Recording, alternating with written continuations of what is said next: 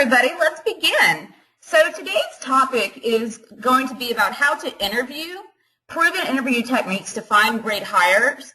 And what we'll do is I'll probably talk for maybe 20 minutes, and then as you, if you have questions, just go ahead and ask them on the questions tab. Would somebody mind just sending me a quick chat that they could hear me?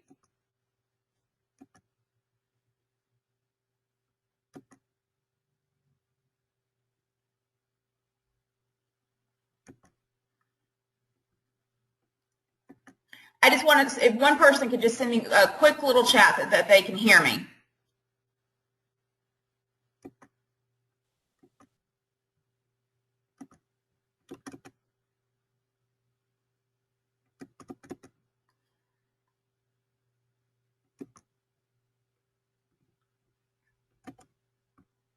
Okay, thanks. I've got it loud and clear. So let's talk about one of my favorite topics, which is actually interviewing.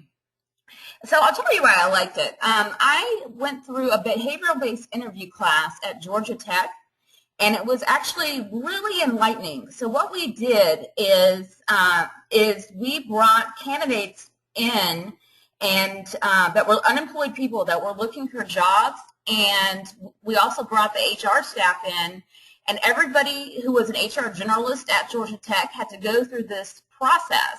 And so this process talks about interviewing and is always looking for stories. It shows that past behavior predicts future results. And so we got to interview the candidates, and we hope that they got something out of it too, and were able to nail interviews and further their career search. So let me switch slides.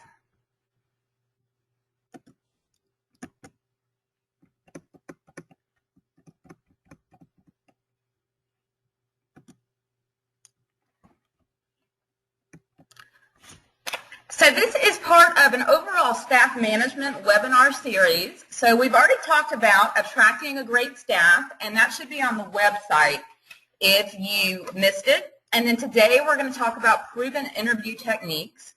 And then over the course of the next couple of months, we're going to talk about personality and skills testing, setting pay, performance management, setting expectations, reviews, coaching, and terminations. And then also we'll talk once more about handbooks and company policy. And always feel free to reach out to me at any time. That's what I'm here for, to work with you on any of your human resources issues. So when you're hiring a candidate, the first step is the job ad, which we went over in the last webinar. And so the second step is interviewing, which we're going to go over today, testing, checks like reference checks and background checks, and actually making the offer and the negotiation process behind it. And then it doesn't stop there. Once somebody comes on board, you have to have a plan in place for them on how to onboard them and train them, maybe assign them a mentor or a buddy. So today, again, we're just going over number 2. So the agenda today is once you post a job ad and you have a lot of applicants, we're going to talk about, first of all, what to say, ask in the phone screen. And then we're going to, if you like the candidates, you might have 3 or 4 that you bring in for a behavioral-based interview.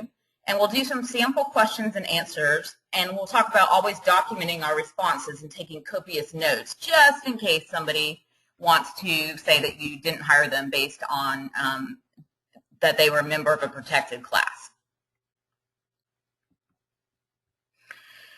So the phone screen, you're really mainly just gauging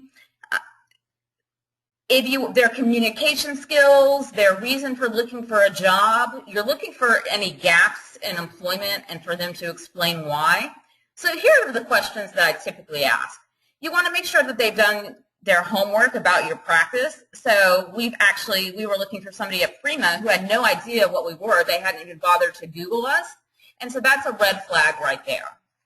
So you want to give them enough time. If they apply for your job, then give them, call them and set up a phone screen so they actually have time to research your practice. And then ask why they're interested in your role. And describe what they know about the optometric industry, and it may just be that they've been a patient in the optical before. And I like to ask, what would an old manager say your strengths and weaknesses are? And then your work hours, make sure that you do discuss them, because I know a lot of people are open till 7 a couple nights of the week and on Saturday. And just make sure that that's going to be a fit with the employee. And then you're always going to want to ask them, what's your current salary, and what are you looking to make? So that way, if you're only looking to pay $15 an hour and somebody's making $30 an hour, then you know right there that that's not going to be a fit. And honestly, I've recruited for a long time for a couple of staffing companies, and most of this phone screen is really just gauging the communication skills and the salary requirements. So after you've asked these questions and document them as well, then you're going to bring in your top candidates for a face-to-face interview.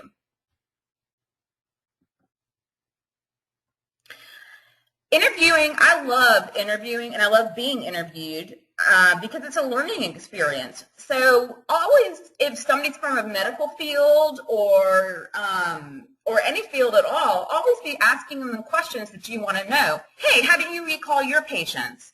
How do you, maybe if they have worked in retail for your customers, how do you gauge whether they were satisfied or not? So always just be asking questions. If something's interesting to you on somebody's resume, ask how they've done it at a future employer so that you're learning too. And I like interviewing because I get to learn so much about other employers in my marketplace. So you're mainly wanting to ask the same questions for each candidate so that you can really measure somebody's experience, but every now and then you'll have a couple of questions that are just off the color things that you want to learn about. And always, again, we're looking for stories here because past behavior predicts future results. So always remember the STAR format, and you can tell the candidates that you're looking for answers in the STAR format. And so the STAR format is the situation, action, task, and result. And I'll give you some examples of that.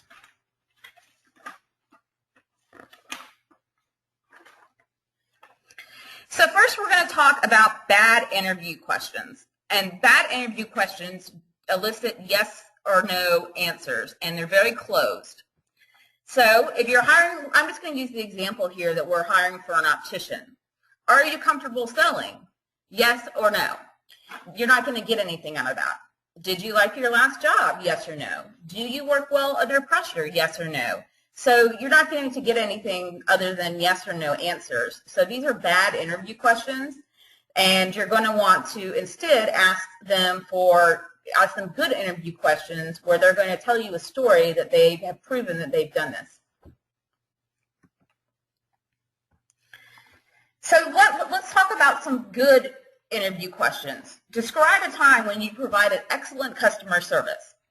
So let's think of so we're making this a STAR, and this is hypothetical, but let's say that you actually were hiring somebody within optometry that had experience maybe at a front desk. So the situation that the person might say is, someone on my team forgot, or somehow our practice forgot to order contacts for a patient, and they called a rate, and we didn't have them in.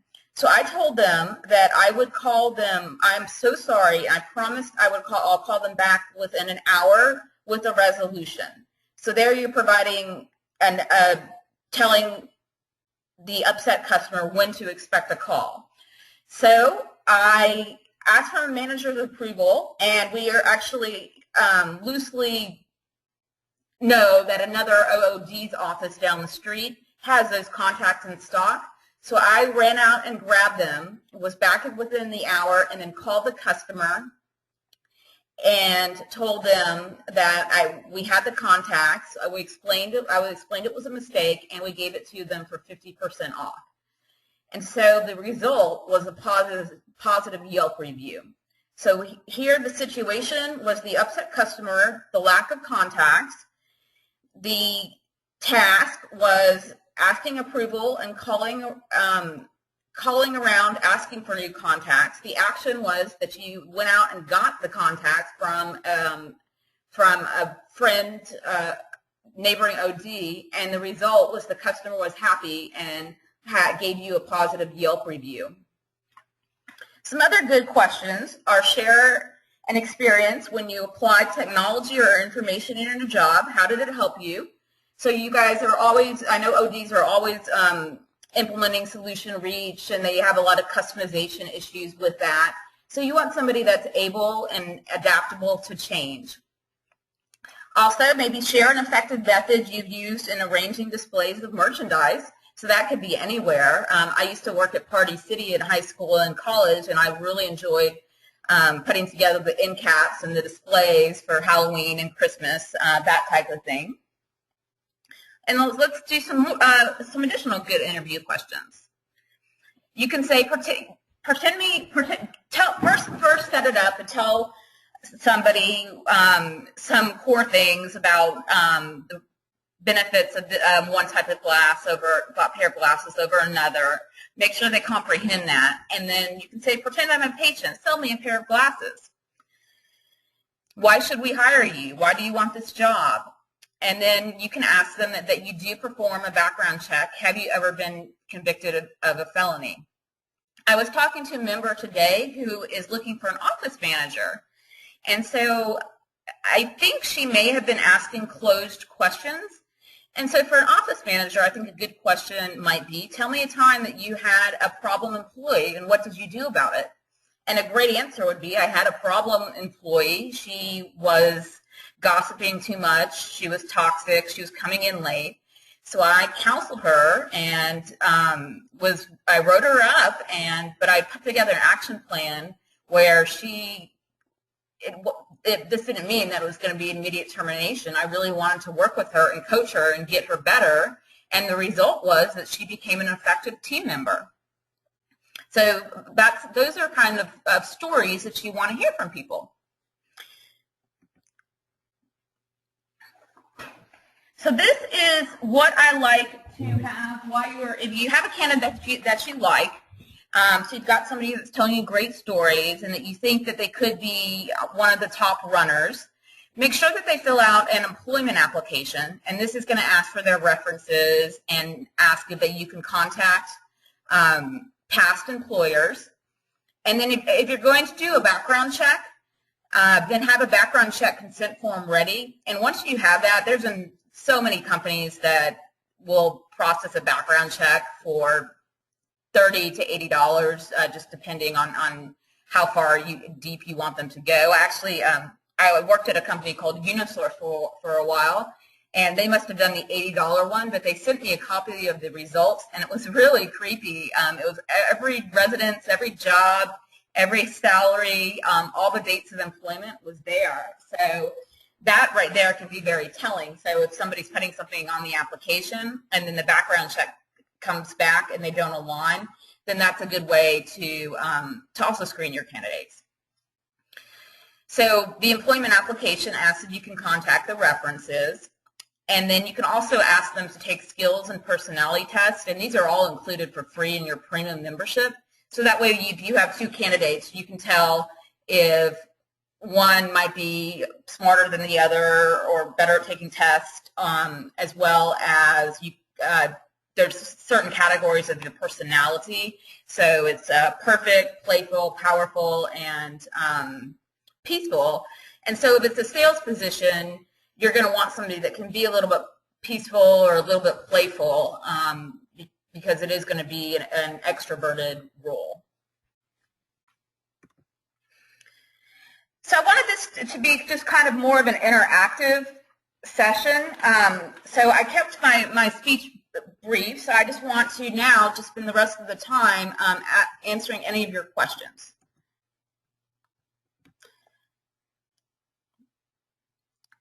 So I'll just wait. You just ping the questions if you have any.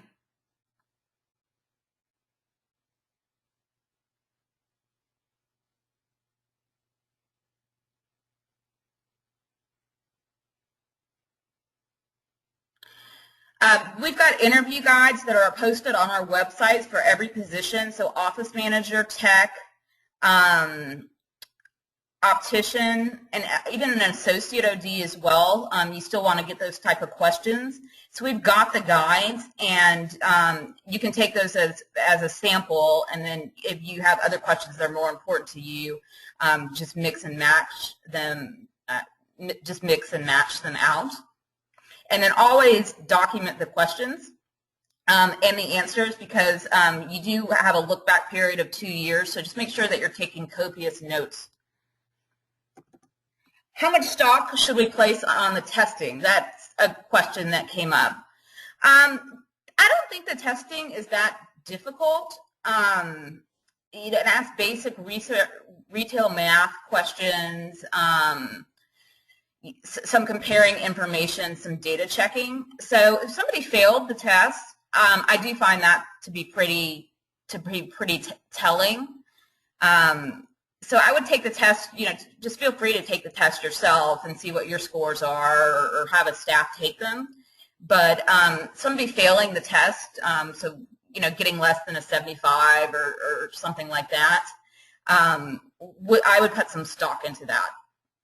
I put a lot of stock into the personality test as well, because basically what you sort of want is somebody to be balanced, 25% in all the categories. And so I'm going to be honest, if you ask my husband, he would not say that I was balanced 25% in all the categories, but I try to act that way at work. So I want somebody that's self-aware enough that they know what appropriate behavior at work is, and so even if somebody isn't completely honest on that test, at least it shows me that at work they know how to quell, like if they're too powerful or too bossy, that they know how to quell that.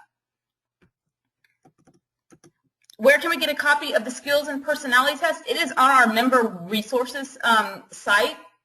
On the Prima website, and all the links are there. If you don't see them, just send me a quick email afterwards, and I will, and I'll send you all of the information.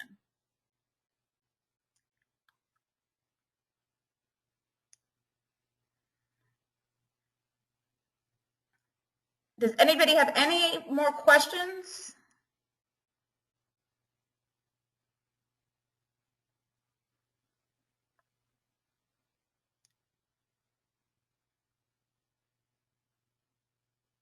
So I'll just give it a couple minutes, ask any questions, and then if not, then we'll just call it a short evening.